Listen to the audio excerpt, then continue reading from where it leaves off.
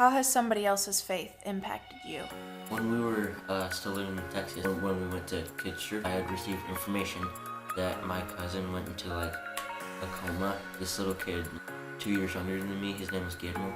He saw me like really sad and in pain, and he like prayed for me, and he was just really good to me. Grandpa had cancer. He had faith throughout the entire thing, that God was going to heal him. And I guess that kind of really impacted me because I'd never really seen someone show that much faith before. My youth leader, Rachel Herbert, has impacted me in my faith because she's told me multiple stories about how she's stepped up in faith and just been brave through her journey.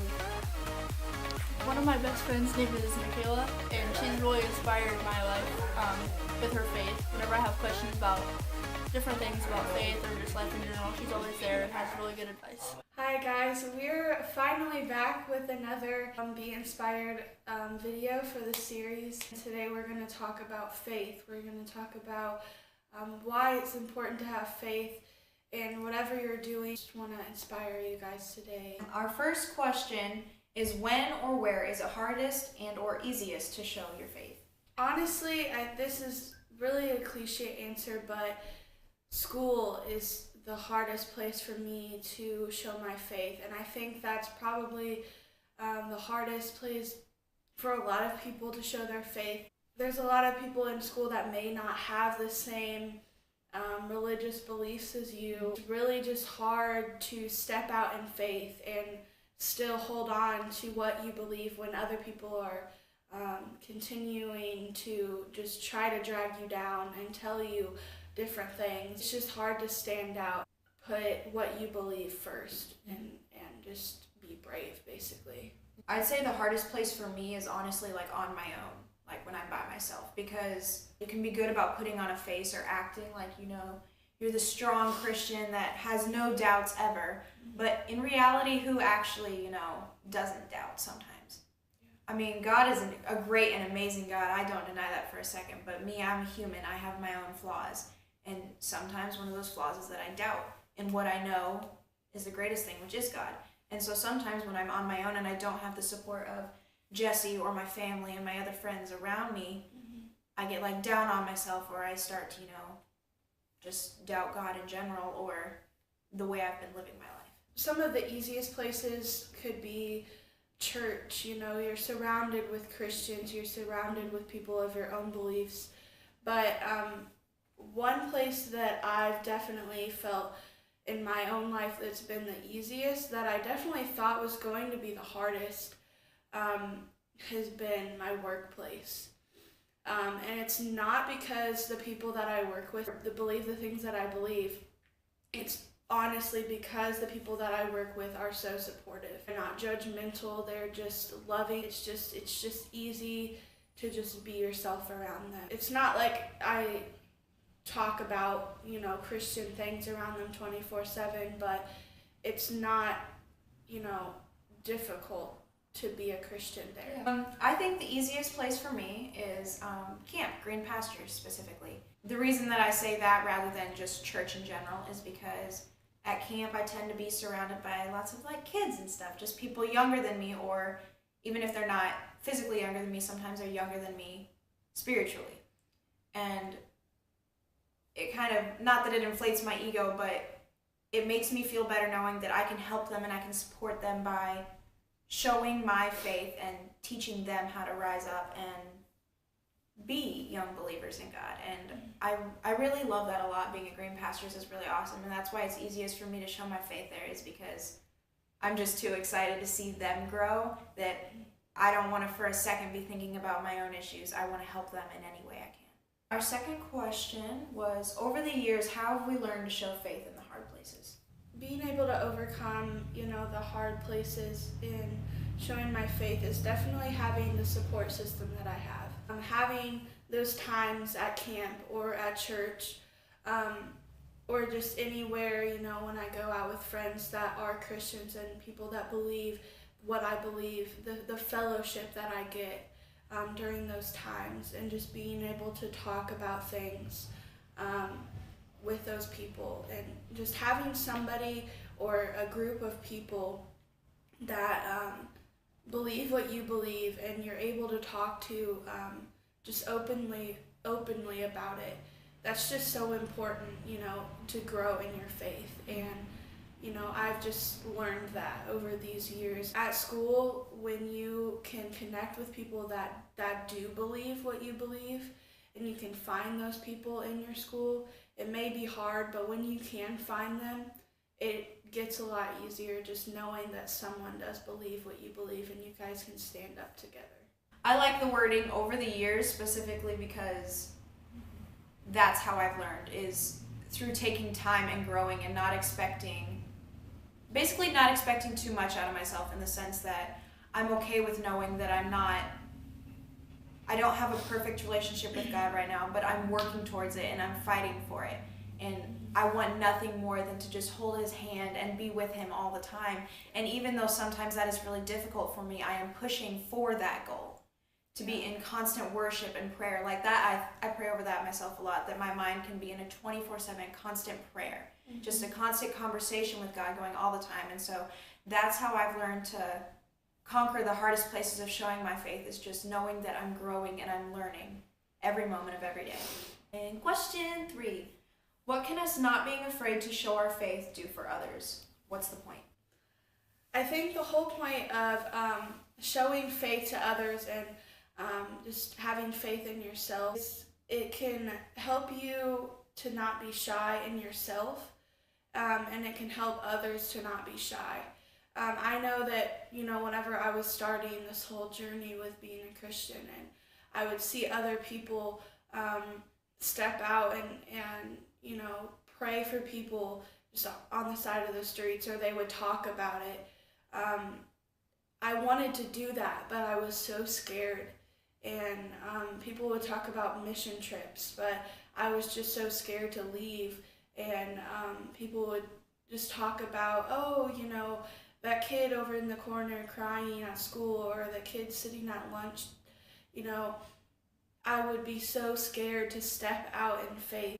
Just being somebody that somebody can look up to is a big thing. Yeah, being that role model. And speaking from experience, like, that's something that I've really been able to feed off of, and being able to just grow from seeing other people do. Not being afraid to show your faith, what it can do for others. Well, I think I kind of want to turn that around a little bit. Like, what can me showing my faith, like, what's the point? What does it do for me? Why would I bother when there's so many other Christian leaders who are doing a great job of being a role model? Well, in reality, it's your own spiritual confidence, because you can tell yourself quietly that you're doing a great job all you want. You're reading your Bible regularly, you're worshiping all the time, and you're praying 24/7. But if you're not willing to go out there and change people's lives with your words and your actions by showing your faith, are you really that confident? And I mean, frankly, it's not the confidence first. It's by acting and being willing to step out of your comfort zone and do things that you would never have ever thought you would be willing to do. Like she said, going on mission trips and going to talking to people on the streets or in the lunchroom, those who are sitting alone, even if you may get laughed at or made fun of by talking to them. By doing that, not only are you helping those people see the light of God through your joy and your love and affection, you're building your own spiritual confidence, and your spirit man is being built up at the exact same time. So, I mean, it's a win-win situation, really. I can understand fear. We both really, truly understand fear and not wanting to do certain things. Yeah. But stepping out of your comfort zone and getting out and actually doing it afterwards, it's an amazing feeling. Knowing that you just did something that, like, say, a year ago, before you were a Christian, or before you were at the place you were, if you could look to yourself from that point of view, how amazing would that be? To see how much you've grown and how willing you are. I don't want to miss an opportunity to go and change somebody's life just because I was afraid for a moment. Remember this. This is what we want you guys to take home today. A lot of things that I've been struggling with lately is, like what she said, is fear. And what I've had to kind of step back and realize is God is always with you. And no matter what, if you feel like you want to step out in faith, do it. He's never going to leave you. If you go on that mission trip and you're going with, 100 other strangers, God's going to be with you. You know him. He knows you. You're not going to be alone. And I have a verse for that. It's Isaiah 43:2. When you pass through the waters, I will be with you, and when you pass through the rivers, they will not sweep over you. When you walk through the fire, you will not be burned. The flames will not set you ablaze. So just remember this. God is always going to be with you wherever you go in faith. I talked earlier about how showing your faith is not only helping other people, but it's also helping yourself. Jesse kind of was talking to me about it earlier, and we took a little twist on it. And what I want you guys to remember is your faith is just as important and valid as anybody else's. It doesn't matter how young of a Christian you may be or how little you may think you know about God. It's a relationship that you're constantly building over time. It's not about your knowledge and your spiritual gifts that you may think you have or think you don't have. I just want you to remember that your faith is 100% valid, and we're all learning. Every single one of us. Even your spiritual role models, they are learning just as much as you are. So don't lose faith, don't lose hope. Because like she said, God's always there with you. He's holding your hand the entire time. Give me an example of when God pulled through despite you doubting. My cousin was in a coma and the doctor said he wasn't going to make it, but he did. And I believe it was because of that little prayer that Guillermo said. There's this kid, he was a new student, and I didn't know how to talk to him, and I was super nervous to talk to him, and I was sitting there thinking, I'm like, hey God, how do I approach this person? And he's like, I have no clue how to talk to him. He's like, I hope he rides your bus, and he's gonna get lost. And I'm like, no way. And then I go outside, and school's over, and next thing you know, he rides my bus, and he's lost, and he doesn't know which bus to get on. And that was like, whoa. When I was a senior in high school, my dog got really, really sick. It was right before senior year started. And this dog had been with me since I was in kindergarten all through school. And I was freaking out, and I was just praying like crazy, God, please just do something, heal him or something. God, he's been with me my entire life. I don't want to lose him right now. I want to finish out high school with him.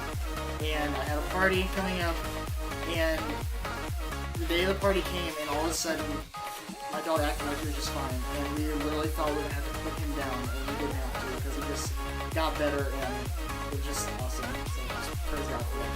Recently, I dislocated my hip, and I had to go through surgery and a lot of physical therapy, and I didn't think I could get back to where I was, physically. And my grandma and mama been praying for me a lot and had a lot of faith in me, and that motivated me. So in November, I was driving on Morton and I crashed my car. We didn't know how we were going to pay for it, but we ended up having enough money to pay for it, and my car's all better.